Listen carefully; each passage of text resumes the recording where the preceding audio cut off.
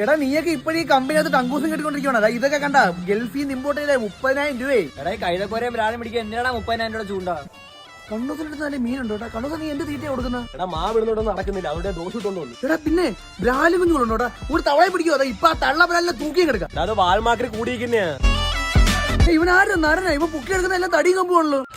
നല്ല കൊത്തുണ്ട് കേട്ടാ. എന്തുകൂടെ പാമ്പാണോ? എടാ വേട്ടാവിളിയ മീൻ വന്ന് ആഹാരം കഴിക്കുന്നതിനെ ഞങ്ങള് കൊത്തെന്ന് പറയുന്നത്. എന്തായാലും വല്ലതും കിട്ടിയാ? ഇതുവരെ ഒന്നും കിട്ടിയിട്ടില്ല, പക്ഷെ കിട്ടും. എനിക്കറിയാടാ ഒന്നും കിട്ടത്തില്ലെന്ന്, അതുകൊണ്ടല്ലേ വീട്ടിലെ കിണറ്റില് വലയായിട്ട് വന്നു. എന്തുവാടാ വലയാണ്ടും കിട്ടിയില്ലടാ. ഇനി ഒരു മാർഗേ ഉള്ളു.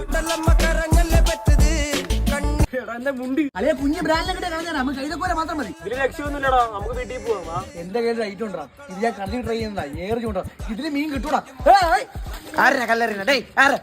മീൻ പിടിക്കുക ഇറങ്ങി കഴിഞ്ഞാൽ മീനും കൊണ്ടുപോകത്തുള്ളൂ. അരിയരാ വീട്ടിൽ വിളിച്ച് പറയണ, ഒരു മാസത്തെ മീനും കൊണ്ടാ വരുന്നേ. ഓട്ടം നടക്കണ.